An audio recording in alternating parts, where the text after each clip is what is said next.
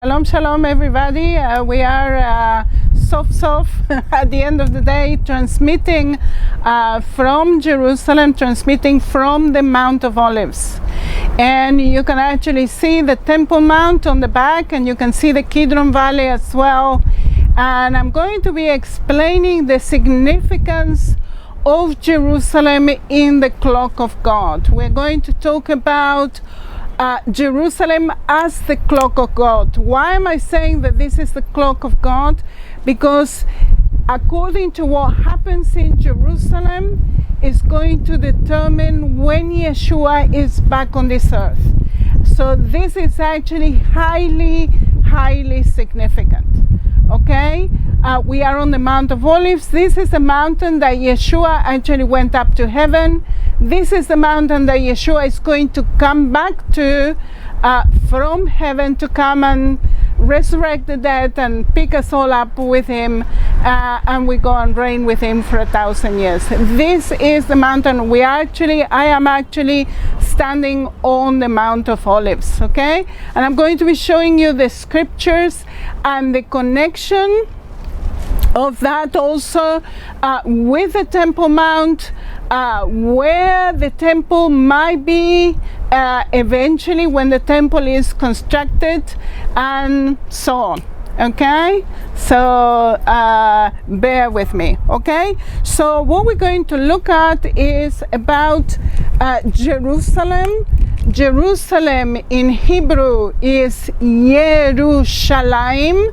Yerushalayim means in English the city that will have peace, and is highly significant because from here Yeshua is going to reign for 1,000 years. This is actually the center of the earth, the city that will have peace. And who is the Prince of Peace? Yeshua himself. So this is an amazing sight. Okay, Yeshua is landing here on the Mount of Olives, and I'm going to show you that this is the Jerusalem that Yeshua is coming back to. And if you like to come with me to Zechariah chapter 2, Zechariah chapter 2, and you can see that this Zechariah is actually a prophecy regarding Jerusalem. And in Zechariah chapter 2 verse 4, it says like this: Jerusalem shall be inhabited as town without walls because of the multitude of men in it. And this is amazing. Why? Because Jerusalem, throughout its history of 5,000 years, Jerusalem was only a city that was within walls.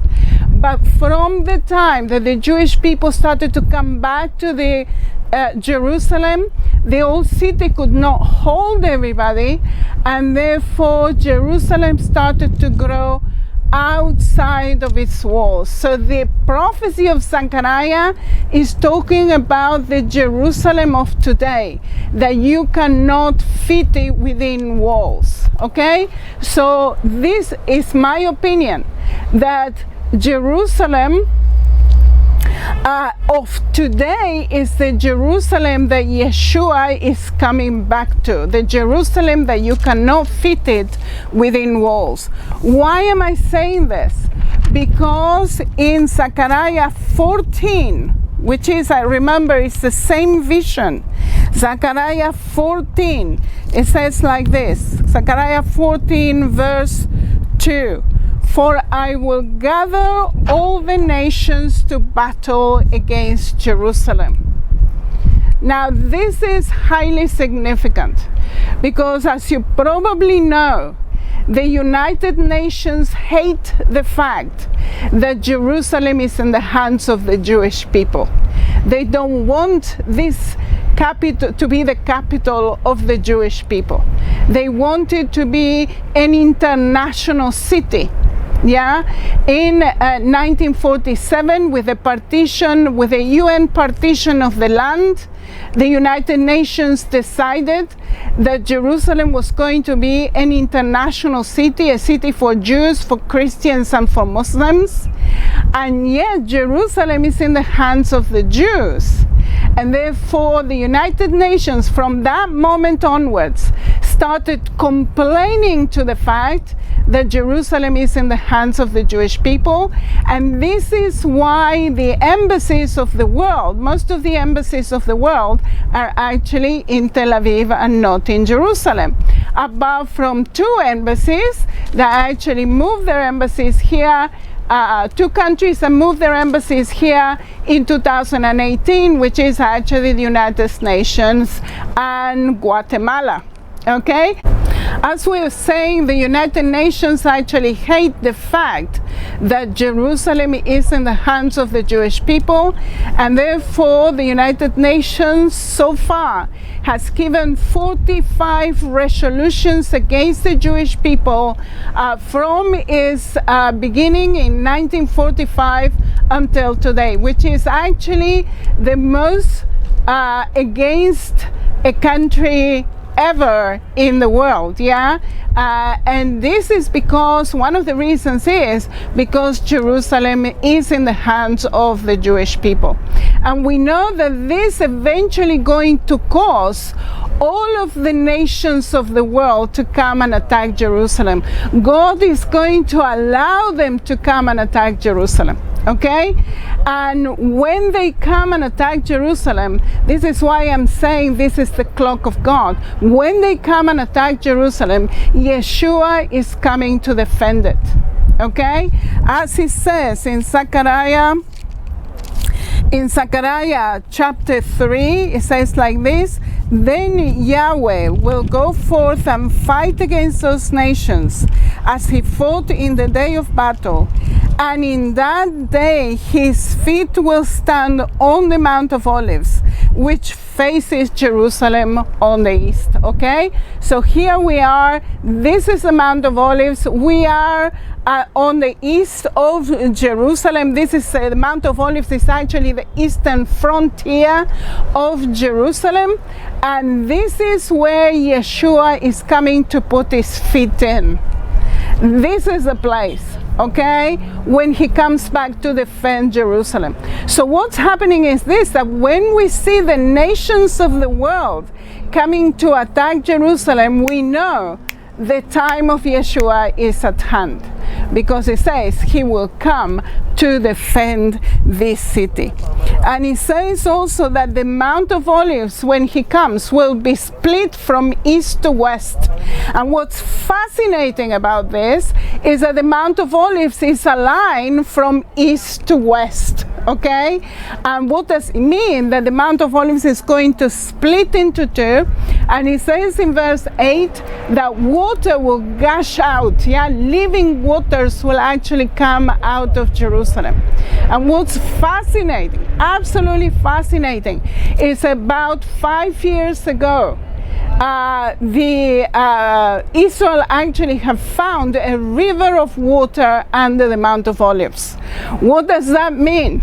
That when Yeshua put his feet here and the Mount of Olives splits into 2, water will gush out. Okay, exactly what the scriptures are telling us. And when he comes, when Yeshua comes, he comes with everybody. Okay, this is the resurrection of the dead. This is actually the rapture, when Yeshua actually takes us up to heaven. Okay, and it says in verse 5, Zechariah 14, verse 5, at the end, it says, just a second, where is it? I'm in Zechariah, yes. 14 verse 5, "Thus the Lord my God will come and all the saints with you." That means that when he comes to defend Jerusalem, everybody is coming. And I believe this is actually the beginning of his millennium, his reign here from Jerusalem. Okay? So you can see that Jerusalem is actually the clock of God. Now, before Yeshua comes, also another thing that needs to happen in Jerusalem is that the temple needs to be built, the third temple. Okay, the third temple is mentioned in scriptures, is mentioned in the book of Revelation in chapter 11. It's mentioned that the Antichrist is actually going to sit on the temple, and therefore part of Yeshua's return needs to be the building of the temple. Now the question is, where? Where are we going to build this temple? What's going to be the place? Okay? And let me tell you, you can actually see the Temple Mount. Okay? You can see that there is actually a platform on the Temple Mount.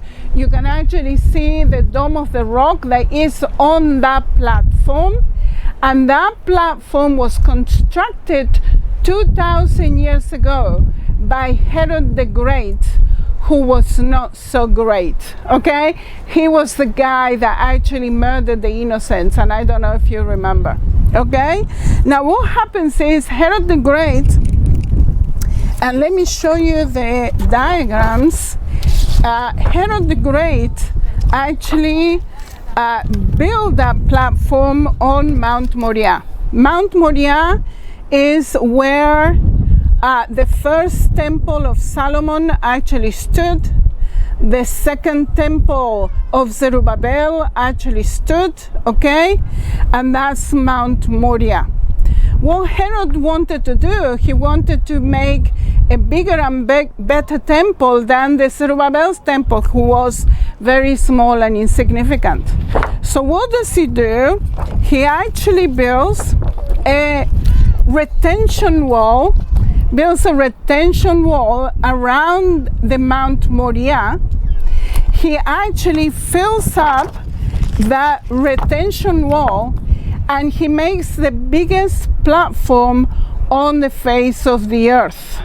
It's about 500 meters on one side by 400 meters by 395 meters. It's more or less actually a rectangular shape. And on that, he puts the temple.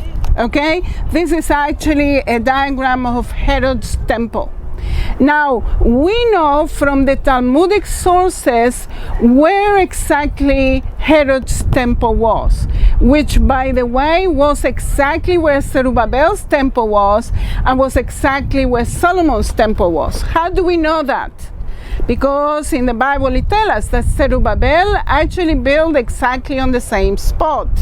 And also it tells us in the book of Josephus that Herod the Great built around Zerubbabel's temple. Okay, what was happening at the time, the rabbis did not trust Herod the Great, that if he destroys Zerubbabel's temple, he will build Herod's temple. So what did Herod have to do? He had to build the temple, Herod's temple, double the size around Zerubbabel's temple and complete it, and then take Zerubbabel's temple from inside out. Okay, so we know that Herod's temple was exactly in the same place. And according to the Talmudic sources, it tells us that the temple was right in front of the beautiful gate or the eastern gate. So if you actually go to the Dome of the Rock, and you go to the right of the Dome of the Rock, you will actually see 4 arches, okay? This is exactly where the temple once stood, where the 4 arches are, right in front of the beautiful gate of the eastern gate. The beautiful gate of the eastern gate is the gate where Yeshua actually entered from when he entered the temple. Do you remember, with the palm branches, and people were shouting Hosanna, Hosanna to Yeshua? Okay, so that is exactly in front of the beautiful gate or the eastern gate. So what you can see here is that the temple was actually next to where the Dome of the Rock is today. So where is the third temple going to be then? What do we need to do? Do we need to destroy the Dome of the Rock? By the way, all of the Temple Mount is in the hands of the Muslims. It's been on the hands of the Muslims from the time of the Muslim invasion of this land in 638 AD until today. So the Temple Mount has been in the hands of the Muslims for 1,400 years. So what are we going to do to be able to build our temple? Do we need to kick out the Muslims out of here and build our temple? Some people believe that that's what we need to do. But let's see what the scriptures are actually telling us of where the temple is going to be. And remember that the Muslims are actually Gentiles. Yeah, they're not Jews, and therefore they are Gentiles. And come with me to the book of Revelation, chapter 11. Revelation chapter 11, verses 1 and 2. And it says like this. Remember that the book of Revelation is a vision that John had in the Isle of Patmos while he was in prison.